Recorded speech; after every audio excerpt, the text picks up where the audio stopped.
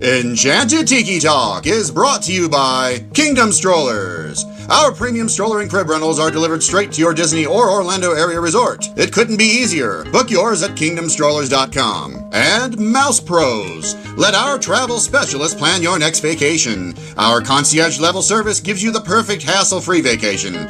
Get your free quote from Sean or any of our magical agents at mousepros.com. And Mickey Monthly, the Disney fans' monthly subscription box that brings the magic right to your door. Visit them at mickeymonthly.com. And buy Woody Sunglasses. Don't let glare ruin your magical view. These premium wood frame polarized sunglasses will let you tour the parks in style. Visit them at woodies.com. And now, it's show time! Vahidi me Kyonimana, ladies and gentlemen, no flashbulbs, please. Our performers are temperamental and easily upset. Thank you for your cooperation. Oh, look at all the people. My goodness, you're all staring at us. We better start the show rolling. Wait. We forgot to wake up the Glee Club.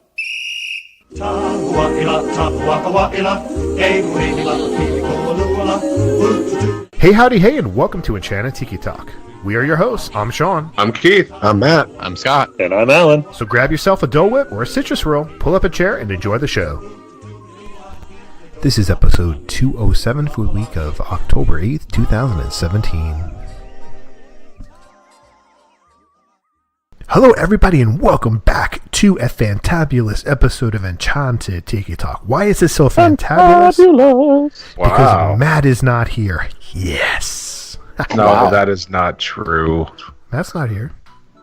Well, but it's not fantastic because he's not here. How do you know? You haven't heard the episode yet. Fantabulous. I mean, Matt's like the Forrest Gump of the show, you know? He's like this, he's very slow, and he talks really funny. I'm curious to know, like, the listeners out there, who do you actually think sounds the funniest? I don't, not in a bad way, but whose voice entertains you? Oh yeah, the that's most? not going to be in a bad way at all. Yeah, good. What does each person sound like? They've got to give us a character. Oh, I know, right? Like, what would our character be? Like, Oh Lord, like Matt is definitely I don't Forrest want to Gump. know. And Scott is the guy, is the kid from the train on. It's a Disney character. It has to be like a Disney character, though. Why? Because we are a Disney podcast, so if they're going to give us a character, it should at least be a Disney character. Well, that's gonna be harder. I guess I don't know. I don't know. I'd have to think about it. Somebody else can think about it because I don't feel like thinking about it. Jesse, I'm talking to you. You could figure this out. Yeah, Mustardo is not a character. Mustar. He's real. He is real. Nightmares are real. I'm just waiting for somebody to send me some fan mail with artwork or a 3D printed image of Mustardo. That would be awesome. Like if I got a 3D printed image of a 3D printed figure of Mustardo, I'd die. I'd put Either that on my that desk or at work. like a fan letter with a bunch of mustard smeared all over it. Oh my gosh, yeah. But once again, we said it before, I'll say it again. We have a Enchanted Tiki Talk meetup coming up on November 4th, Saturday, November 4th, from 1 p.m. to about 1:30 in front of the Enchanted Tiki Room. You get to meet all four of us, even Matt. Matt's going to. And some of our people will be with us, whatever you want to call them. You know, They're called family members. Family members. I'm not bringing my family members. I'm bringing a friend of mine with me. So if you see some guys Attendance. standing Our next people to will me, see your people. yeah. So you can get autographs and pictures of everybody, not just me. You know. Autograph cards and Yeah, autograph. We'll hand out autograph cards. yeah. Like Walt did. Already pre-signed, you just hand them out. Yeah, we'll just whip those out and throw them, and then I'm sure we'll find them on the ground everywhere Exactly. later on. So, All right, so that's all I have for this opening segment of Enchanted Tiki Talk. oh, well then, I guess we're done. Throw it to a break, Sean. Break time. Ladies and gentlemen, it's showtime. Here are your 25 questions to answer before time is up. Don't fall out of that noble perch, it's Perch Talk. This segment of Perch Talk is brought to you by Trader Sam's Coffee. Brew, your happy place. Hey everyone, this is Scott, and I'm here with Katie, which is at Sasagula SB on Twitter, and we are at Epcot. Just got off of one of the very last rides of Universe of Energy. Now we're sitting under Spaceship Earth, and we're going to do a Perch Talk. So Katie, you've got 2 minutes, 25 questions. Nothing hard, it's just whatever comes to mind with it. Okay, let's do it. All right, first question. Favorite Disney World theme park? Epcot. Favorite land in Magic Kingdom? Fantasyland. Favorite souvenir? An ornament. Favorite quick service? Flame tree. Favorite table service? Tiffin's. Favorite on-site hotel? Beach Club. Favorite show? Festival of Lion King. Favorite parade? Festival of Fantasy. Favorite fireworks? Illumination. Favorite Epcot pavilion? Italy. Favorite time of the year to attend Disney World? January. Monorail or ferry boat? Monorail. Favorite thrill ride? Everest. Dole Whip or Citrus Swirl? Citrus Swirl. Favorite Main Street shop? The Emporium. Favorite princess? Aurora. Favorite prince? Prince Eric. Favorite Disney song? That's What Friends Are For, from the Jungle Book. Nice. Favorite non-Disney movie but Disney brands, like Lucasfilm, Marvel? I really like Captain America. Nice. Favorite sweet treat? Citrus Swirl, I already said that. Favorite street performer or band? Jeez, this is so hard. I like, Pandora. Oh, gosh. We can't find ours. I'm like, we should just get new ones. Dapper Dan's. There you go. Well, we Favorite Disney, least favorite attraction? can get new ones every year. Yeah, I think I just got Can I say Ellen's every we bought No. Shame on you. Favorite Disney bar or lounge? the Dawa Bar. Favorite pool on property? And then I got a I like the Little Mermaid pool at Art of Animation. And how do you tour World Showcase? Mexico or Canada? Mexico. Nice. All within 2 minutes. Well done. Jeez. See, it's not that bad. I know, I couldn't think of the band. It's all right. All right, signing off from Epcot for now. We are back from a Fantabuloso break. Wasn't it Fantabuloso? Sure. And guess what, folks? Matt is still not here. I was going to say Scott, but Matt is not here. Still not here, which is good. This is very Wishful thinking. Yes. So, this week on Enchanted Tiki Talk, we have a listener email / instant message / private Facebook message that we received from Brent Batiste, or like Keith likes to call him, Brent Batiste. So I think it's Batiste. So let me know if Keith is wrong. Maybe it's or Baddest. Oh, maybe it's Baddest. Yeah, great. Okay, but Baddest Brent, Day. here is Brent's question. He goes, I have a work-related trip. Yeah, my voice just went up like 7 hours. Wow. Yeah. Pull your pants out a little. Get those off there. I have a work-related trip back to Orlando on the calendar for February, and will have 1 day in Disney by myself. I'm trying to decide between spending a relaxing day at one park, either Magic Kingdom or Epcot, or hold on to Mickey ears, getting a park hopper and doing 4 parks in 1 day. It would obviously be very full day, but I think I could create quite an adventure and some really cool memories. I'd most likely seek to hit 2 to 3 main attractions in each park, although I'd have a really hard time limiting my time attractions at Magic Kingdom, my favorite park by far, which is mine as well, if I took on the 4-park challenge. Do you have any suggestions, tips, advice? Don't do it. Even thoughts on the order in which to hit the parks and suggested transportation to and from. And then I'll actually have a second day free on this trip, and I'm planning on enjoying the resorts, Monorail, Disney Springs, and just take things a bit slower that day. Lastly, with things being a work trip, I'm going alone. I've never done Disney solo. Any thoughts on that? Thanks again for the show. And thank you, Sean, for putting together such an awesome show and having his fantabulous voice. Wow, way to ad-lib and add some some fluff in the end there. Yes. Thank you, Brent, for acknowledging me. That's a lot of At least he thinks you're fantabulous. I'm not going to go into why he thinks that. But. Yeah, Brent, let us know why you think that. Just let me know why, and I'll tell the guys. So I'm sure you want to just tell you. So there's a lot happening here. So first, let's talk about doing Disney solo here. Keith has never done Disney solo. Scott has done Disney solo many times. I have done Disney solo.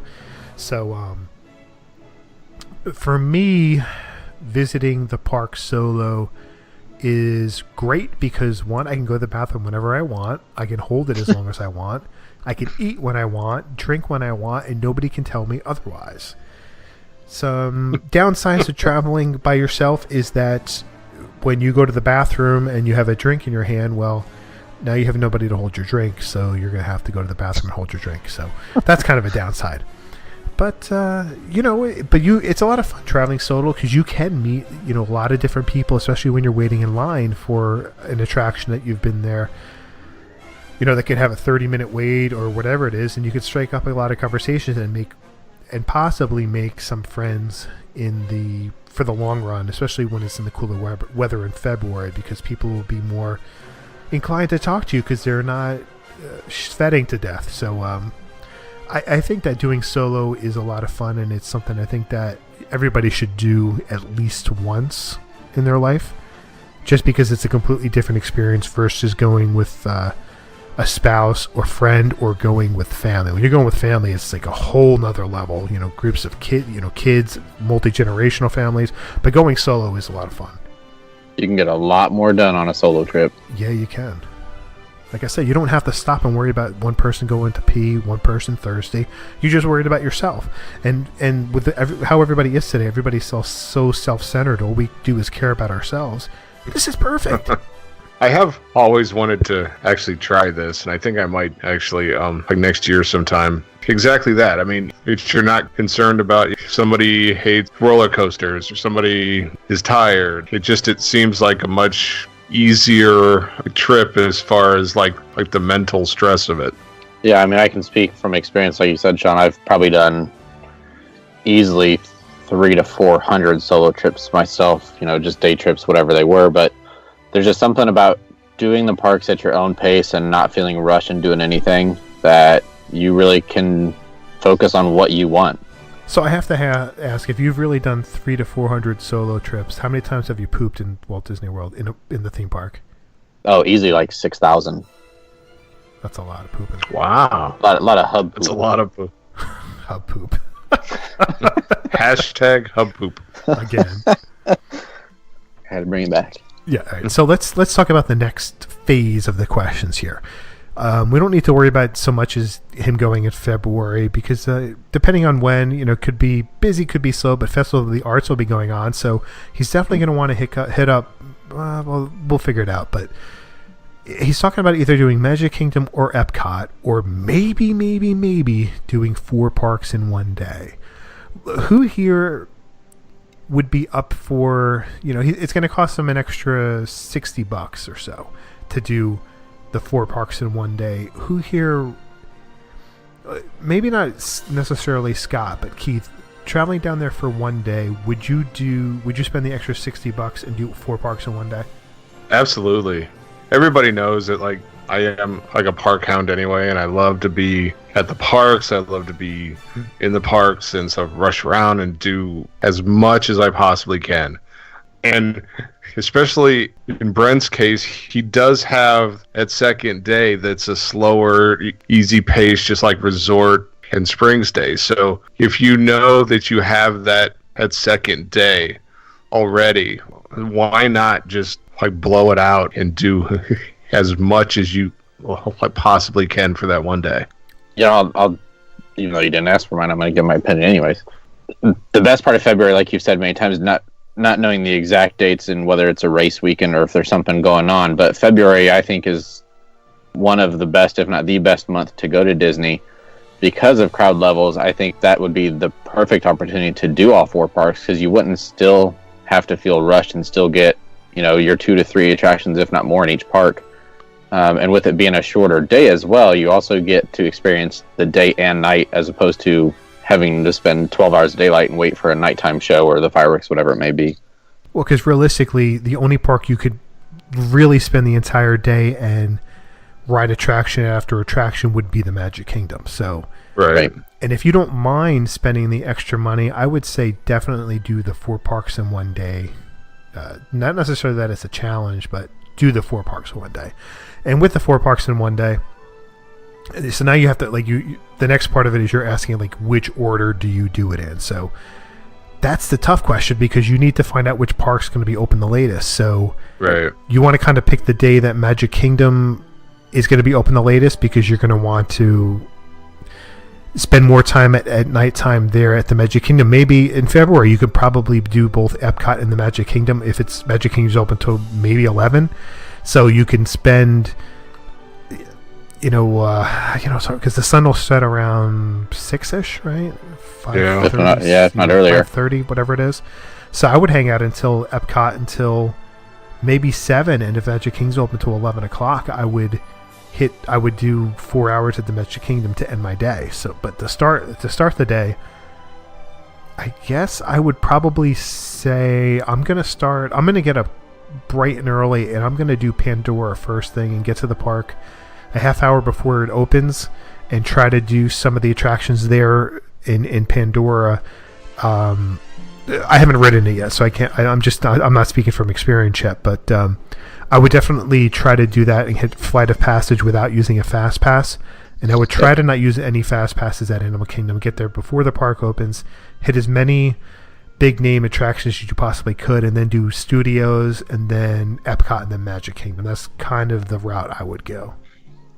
That is the correct order. Like you said, hitting Pandora first thing. Also, you're going to have the animals on Safari active first thing in the morning. Hit up Everest and maybe Lion King or Nemo if you're into shows. Otherwise, I would do Pandora, Safari, Everest, and then head to Studios, get that done for the morning, and then go to Epcot right in time. Start there for lunch, spend several hours, like you said, until dusk, and then end your night at Magic Kingdom. I think ending at Magic Kingdom is obviously the way to go. It's going to be your last impression from that day trip. So definitely that order is the way to do it. Yeah, well, I kind of had a different one, obviously. Oh, great. Well, yours is wrong. Exactly. You're wrong, sir. I chose a couple of days, and I checked the park times in February, and the Magic Kingdom actually closed at 8 o'clock or 9 o'clock. Well, what? That might change. Epcot was open until 10. So, what? Yeah, I started off the day at the Studios. It is the fastest park that you can get through. You can easily do Tower of Terror, Toy Story, and Star Tours. Hit those 3. I did actually do the fast passes for Animal Kingdom as my second park. Would get the Flight of Passage as well as Expedition Everest. Get those 2 knocked out, which are the 2 must-do attractions for me. Get some lunch there at Flame Tree, which I love Flame Tree anyway. And then I would hit the Magic Kingdom and do as many of the shorter wait times that you can. Fill but he's our Magic. No, it's not going to work because he wants hit main attractions in each park. So I mean that's something we could talk about next. But Feel Her Magic is not a main attraction. That's not something he's going to want to go see. But you have to prioritize. I mean, you're not going to get to see every main attraction in each park. It's impossible with the wait times that they have now. Well, no, listen. You want to do Animal Kingdom and not use your fast passes. You want to get that done out of the way, not use fast passes. Studios, you can use. I would use the fast passes in Studios because Epcot's you're wasting your fast passes anyway. So honestly, I don't even know that I would use fast passes in any of the 3 parks until Magic Kingdom, because if you're done with Animal Kingdom early enough, you can get to Magic or to MGM. You can get to Studios and still probably get through in February. Most of those in the morning with little to minimal wait. Epcot, because you're not going to need them, I would secure your fast passes for your main attractions in Magic Kingdom, especially since you're going there last. Yeah, but the thing I can understand. I was thinking that as well. But the one thing I was thinking about with Magic Kingdom is that if you're going to hit Mine Train up, hit Mine Train a minute before the park closes. So that way you're online. You're going to get onto the attraction before the park's closing, so you're going to get an extra hour in the park anyway. So you're spending that much more time in the Magic Kingdom. That's my thinking to closing out, that park. Sure, maybe using 3 fast passes, doing that on Space Mountain, Big Thunder Mountain, and something else. Just say Peter Pan, and then doing your last ride at the Seven Dwarfs Mine Train. Yeah, I can see that. I understand Keith's viewpoint on that, but I would not be going to, if I'm doing 4 parks in one day. Mickey's PhilharMagic is the absolute last thing I'm going to be trying for.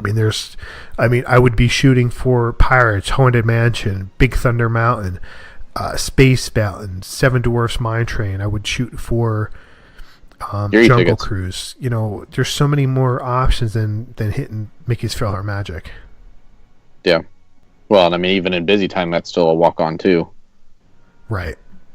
So if you're going to hit 2 to 3 main attractions in each park, which ones are you going to go to? So let's just start. We already know that. Well, Animal Kingdom we already Animal put Kingdom down. we talked about. Studios, I would. You only have 2 to 3 rides. Yeah, I'd be doing Terra Terra, Aerosmith, which is a rock and roller coaster, and then. I wouldn't. I would do Tower of Terror and Star Tours, maybe Midway Mania. Yeah, I'd leave Rock and Roller Coaster out. But you're scared of that. Oh no, I love that. Well, it's going to a longer line. Typically, that line's always longer than Tower of Terror.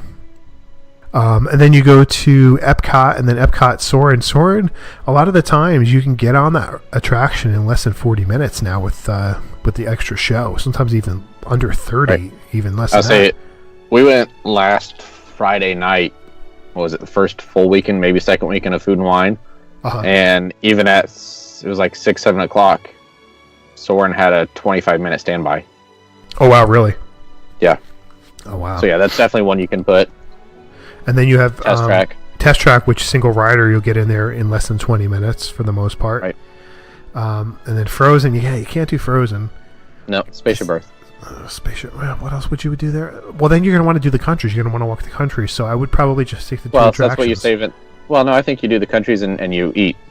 Yes, true. Yeah, because the Festival of the Arts will be going on, so you're going to want to do that. Spend some time trying out some of the different specialty items that you're going to find at the Festival of the Arts. There's no menu out yet, so we can't even tell you what to try. But when we were there earlier this year, Scott, it was fun. There were some good, solid choices to try on there.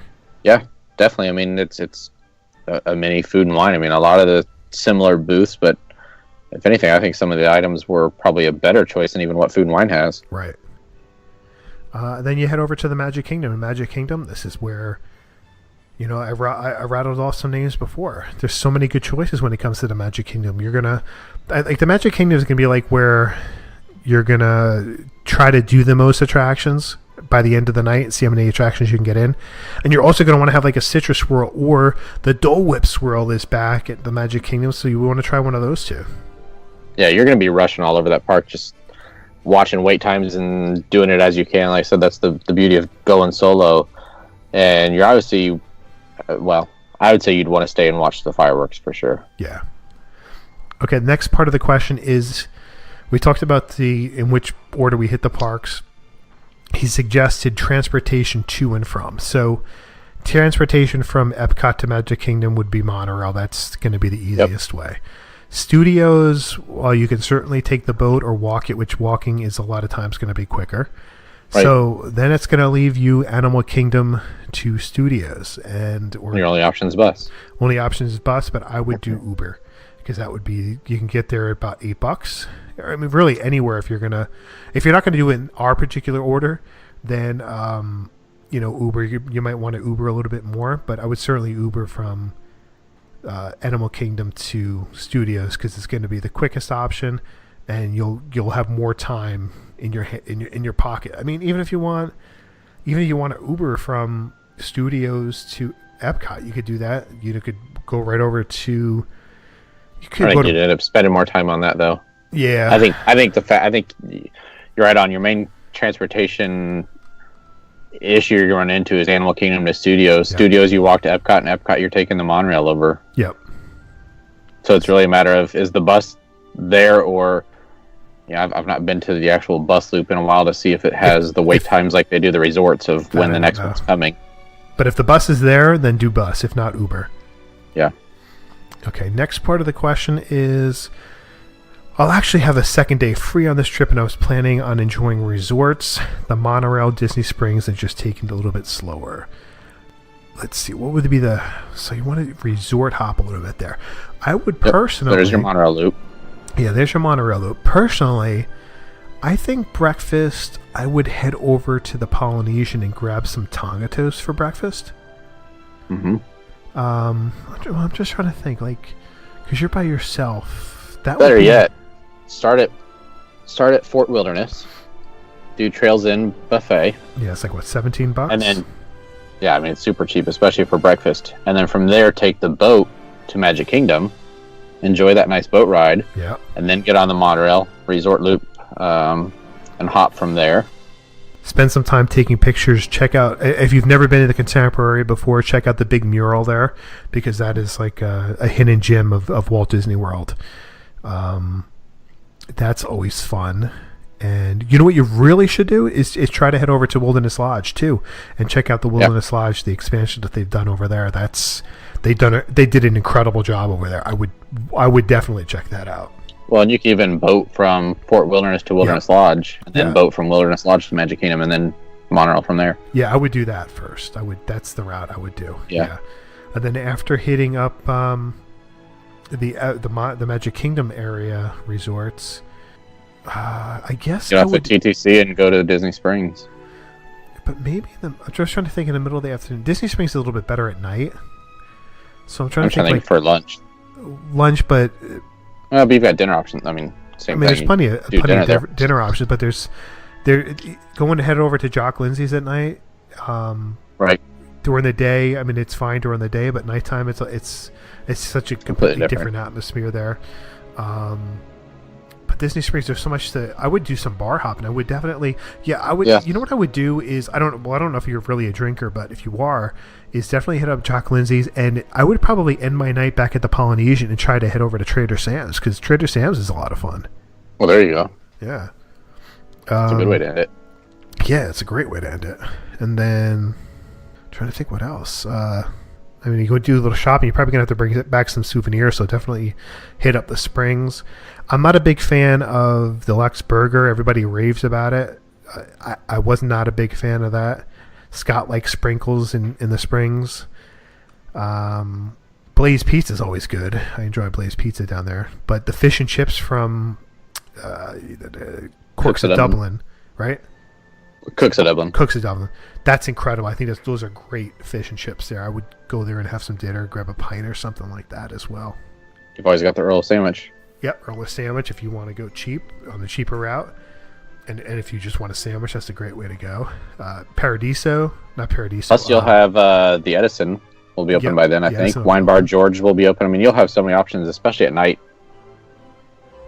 Yeah, I mean, like they say, the world is your oyster. So Disney Springs is like your oyster. There's so much to do down there. But I would definitely spend some. I don't necessarily think I would spend so much time at the Epcot area resorts. You certainly could. I mean, there's still a lot to do there. But I would definitely want to end my night at the Polynesian, or even do the monorail crawl at night and hit the bars along there. So if you've got, I think, Magic Kingdom resorts in the morning, I'm just trying to think what for the afternoon. I mean, do you go and do a Winter Summerland or Fantasia Gardens, or do a mini golf, or do one of the activities in the afternoon? I don't know if I could. Got a full day. I don't know if I'd want a mini golf by myself. I think that's a lot of fun. Right, that's the only thing I'm thinking. Yeah. But just trying to think, there's plenty of filler space in there. Oh, you know what I would do?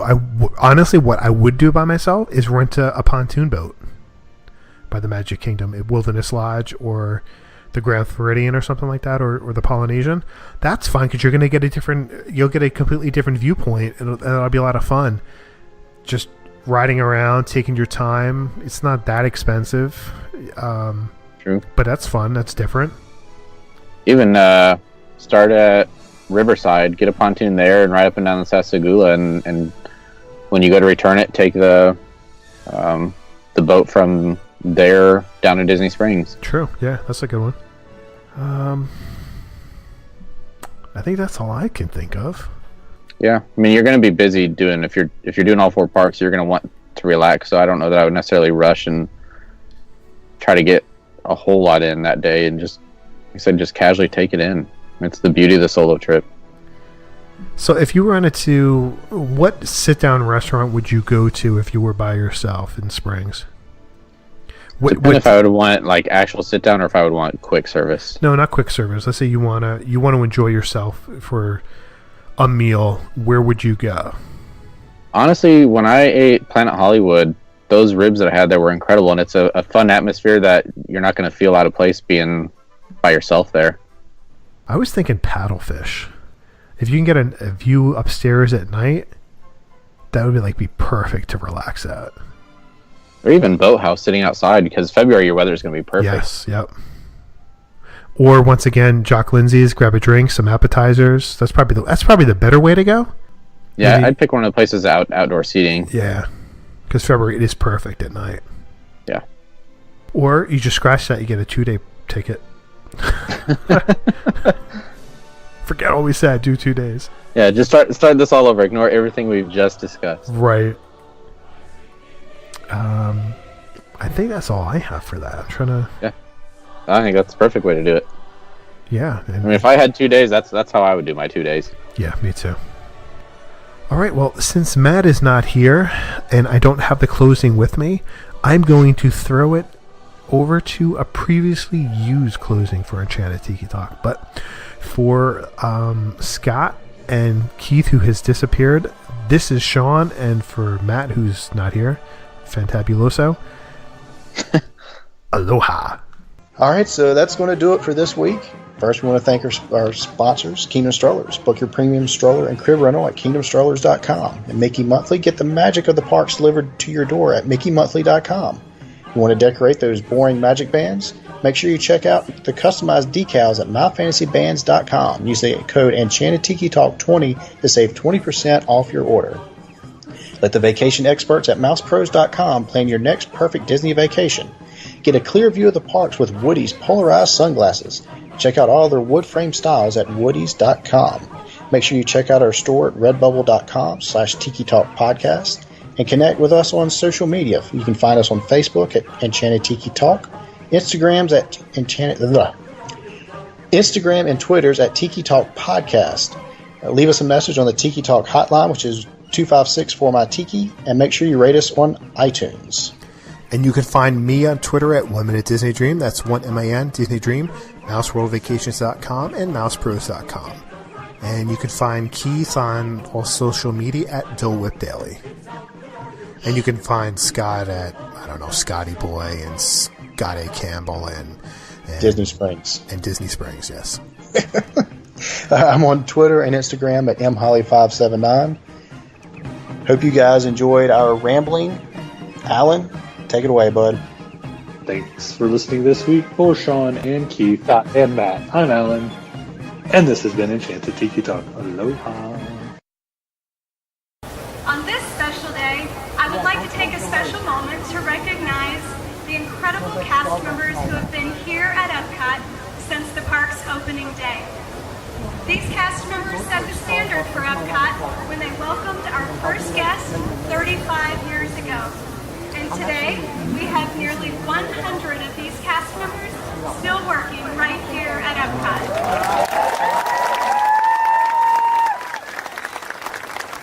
Very special thank you to our opening day cast. Over the years, Epcot has continued to evolve as a place where the worlds of dreams, futures, and fantasies come together in memorable and imaginative ways. Today, Epcot is a wonderful international family made up of cast members and guests from all over the world.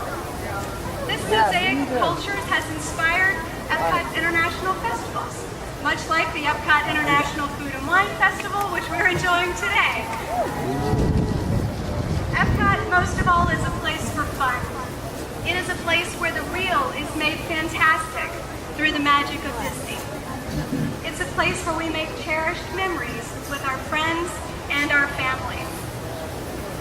After 35 years, Epcot is still beloved for its focus on imagination, innovation, fun, food, and family. And with a very bright future ahead, the best part is we've only just begun to dream.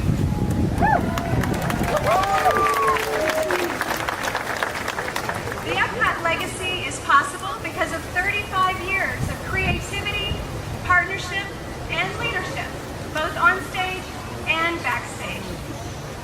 And now, it is my pleasure to introduce a leader with a very rich Epcot heritage. Please welcome the Vice President of Epcot from 1995 through the Millennium Celebration, and today the President of the Walt Disney World Resort, George A. Calabretas.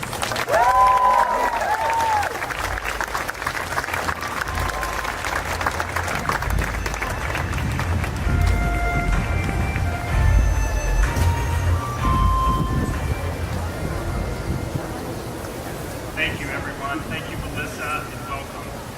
As a Walt Disney World Opening Day cast member, I was curious to learn a few years into my career that we would be building a second park. I wondered, why would we be doing such a thing when the Magic Kingdom already had 6 lands covering everything from the realm of fantasy to the wonders of tomorrow? I asked, what else could there possibly be? Then, as the plans for Epcot Center rolled out, I became really excited. As a child, I'd been glued to the TV watching Walt Disney with his message of a fascinating future and a belief in the goodness of people worldwide. Now, we stand in a park that embodies those ideals. This is a place for family, a place for fun, and a place for faith in our vision as a people. It is little wonder that so many people have fallen in love with this park and its story. As we celebrate the 35th anniversary of Epcot, I would like to share what Card Walker, chairman of Walt Disney Productions, said at the formal dedication of Epcot on October 24th, 1982. To all who come to this place of joy, hope, and friendship, welcome. Epcot is inspired by Walt Disney's creative vision. Here, human achievements are celebrated through imagination, wonders of enterprise, and concepts of a future that promises new and exciting benefits for all. May Epcot Center entertain, inform, and inspire. And above all, may it instill a new sense of belief and pride in man's ability to shape a world that offers hope to people everywhere.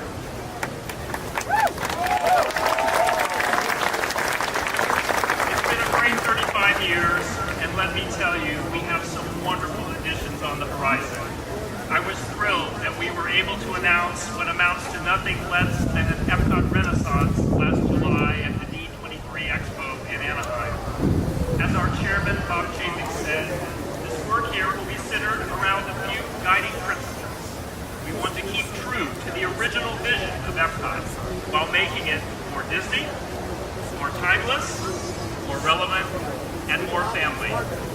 We're also ensuring these plans incorporate what we've been hearing from our guests, especially from families with young children. This renaissance has already begun with new and refreshed experiences at Mission Space. We have a new restaurant on the way there with a view that is literally out of this world. Guardians of the Galaxy is coming to Future World, while Ratatouille will be in residence in World Showcase. Don't forget some of the new headlines. Epcot has always been and will always be an optimistic celebration of the real world, brought to life through the magic of Disney. I promise you, the exciting plans we have on the horizon will honor Epcot's rich legacy of creativity, innovation, while continuing to exceed the expectations of our guests for decades to come. And now, to end our program, it is my privilege to introduce another musical group that has been with Epcot since the very beginning. They have not only entertained guests with their talents for 35 years, they have created iconic moments from their signature a cappella entertainment at the American Adventure to their seasonal performances during the 4th of July and Disney's Candlelight Procession. Ladies and gentlemen, boys and girls, here to perform a brand new musical tribute, please welcome the Voices of Liberty.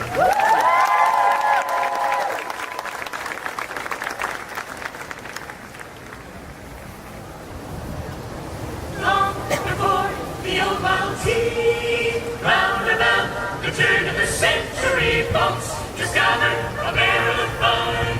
Take a picture by the light of the sun. Smile, look at the camera, hold your breath and say cheese. Little did they realize back then they were making memories. Veggie, veggie, veggie, veggie, veggie, veggie.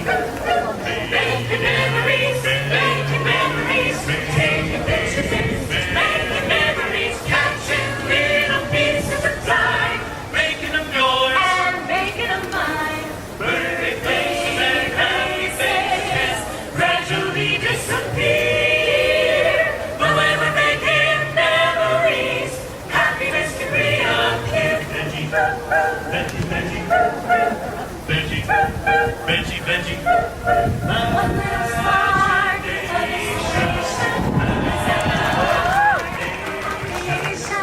a dream can be a dream come true. We just a spark. In me and you, we can dream it, then we can do it. Yes, we can. If we can dream it, then we can do it. Yes, we can. Yes, we can. And it will be our future filled with care for you and me. A world we all can share. For today holds the challenge to make this world a better place to be. New horizons for you and for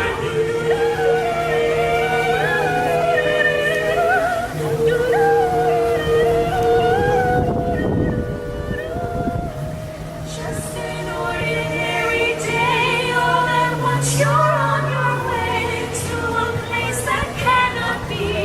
No one knows what turns our key. Magic journeys, mystic lights, on the wings of unexpected sounds and sights.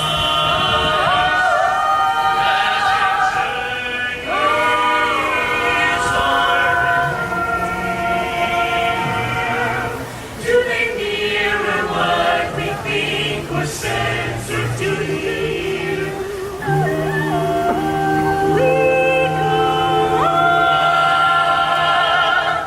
We go on. We go on. Moving forward now as one.